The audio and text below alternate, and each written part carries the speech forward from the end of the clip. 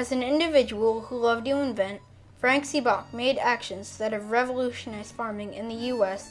by making irrigation easier and eco-friendly. His legacy was to make a better way to farm than using flood irrigation.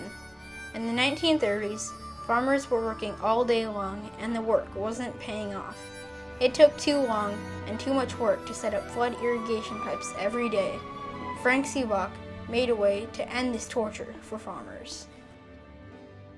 Irrigation dates back to about 5,000 years ago in 3100 BC, when the ancient Egyptians made the earliest form of water management for agriculture.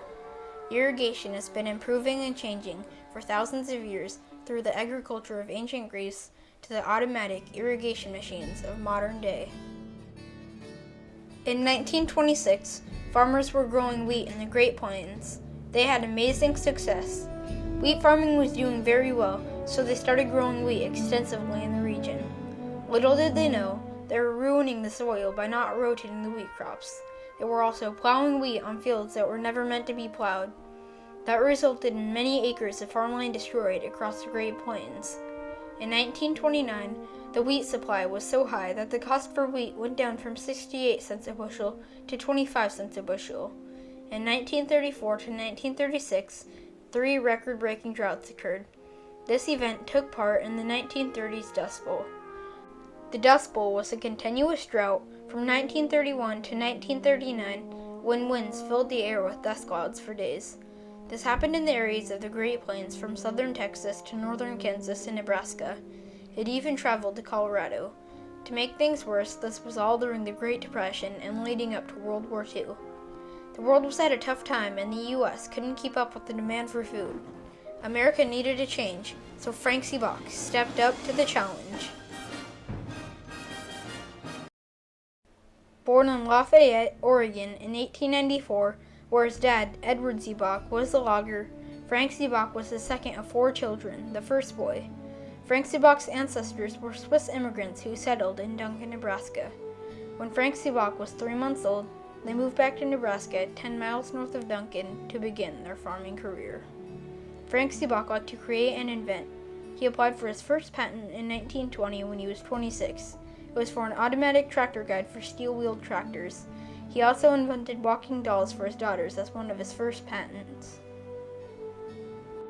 After being out on the fields watering the crops, he realized how much hard work it took with the type of irrigation systems he was using, so he thought he could make a simple, more efficient version of irrigation. Frank Zybach invented center pivot irrigation in July of 1949 at the age of 53. He applied for the patent, calling it Zybach's self-propelled sprinkling apparatus. It is now known as central pivot, circle irrigation, but mostly it's called center pivot irrigation. Former Nebraskan Senator Loren Schmidt stated, "Without irrigation, the state's gross product would drop 70%. In an April 22, 1973 newspaper article, Sam Thorson of the Lincoln Journal and Star said Frank Zybach is living proof that the lone inventor can still leave his mark on the American way of life and make some money in the process. He also quoted Frank Zybach as squarely in the mainstream of Robert Fulton, Thomas Edison, Henry Ford, and William Lear tradition of American tinkering. In a 1976 Scientific American magazine, it said center pivot is perhaps the most significant mechanical innovation in agriculture since the replacement of draft animals by the tractor. Frank Zybach's invention was the first irrigation system able to irrigate a variety of crops and soils. He sold a patent to Robert Doherty, the owner of Valley Industries. And so we had, with that, the right to manufacture his product, and he had it patented, and we agreed to pay him a royalty, which we did. And so that was what got us involved in center pivot. When I looked at the crop that was growing and talked to the farmer that was using the system, and decided that, this might be something that had a future. And so that's really why we got into it. Frank Zybach worked for Robert Doherty at Valley Irrigation while center pivot was developed into a system that would work for farmers. The company is now known as Valmont Industries, and it sells more center pivot irrigation systems than anyone else in the world. Center pivot irrigation is a very complex system. One part of it is the turbine pump. The turbine pump is a long tube driven into the ground powered by an electric motor. The pump shoots water into the irrigation system from the pressure it creates. The next part is the pipes. The pipes are almost always steel or aluminum. On flood irrigation, you must spend a couple of hours transporting and setting up the pipes. On center pivot, the pipes move automatically, rotating in circles. The last part is the sprinklers. The sprinklers connect with high-pressure pipes so that they get a broad range of watering. The sprinklers are the only part of the irrigation system that let out water. Center pivot gets its water from aquifers. These are underground lakes or rivers that slowly flow through the rocks below the surface. We use aquifers to irrigate our farms when we have no lakes or rivers above ground to use and where precipitation isn't sufficient. More than 60% of the U.S. wheat is grown in the Great Plains states. This is where Frank Zybach lived for 86 years. This region is called the breadbasket of America, and it sits right on top of the Ogallala Aquifer. The Ogallala Aquifer is an underground water system that covers 8 states. It underlies 250,000 square miles and is the largest aquifer in the world. It holds more water than Lake Huron and can fill Lake Erie 9 times. Frank Zybach's center pivot irrigation makes it possible to farm in the semi-arid states of the Great Plains. Rainwater alone produces 30 to 50 bushels an acre, but center pivot produces over 150 bushels an acre.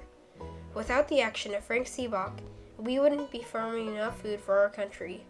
Other kinds of irrigation can still water the crops, but center pivot is less labor intensive and much more water conserving.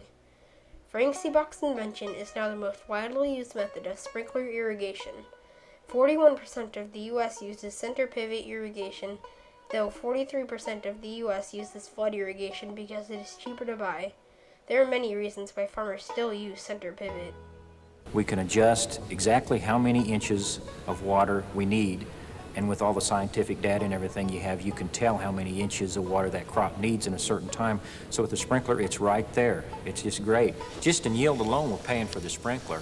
We're not, because before I said we're raising 125 acres of corn instead of just 80 acres with the same cost. So just in corn alone, it's paying for itself. And then on the wheat crop, because of the even watering, we're getting a lot better yield all across there and paying for itself in yield. The problem with drilling the aquifers is that it is depleting our water resources way too fast. Every year, the Ogallala Aquifer is dropping 2.7 feet. Since irrigation began drawing water from the aquifers in the 1940s, the Ogallala Aquifer has dropped 100 feet. In parts of Kansas and Texas, the water levels are already too low to economically use for farming. Center pivot depends on aquifers, so it is therefore contributing to the aquifer's depletion. However, center pivot is an efficient system that is improving every year, and so it conserves much more of our water resources than flood irrigation. Frank Zybach lived a long and adventurous life. He passed away in August of 1980 at the age of 86. Frank Zybach mostly spent his time inventing many products that had never caught on, but he was still able to leave a legacy on this world. Frank Zybach's invention of center pivot irrigation is a legacy to our farming. It gives us increased output of our farmland and is conserving our fresh water. The individual of Frank Zybach and his actions have left a legacy on farming throughout the world. Not many people have even heard his name, but his legacy is affecting our world every day.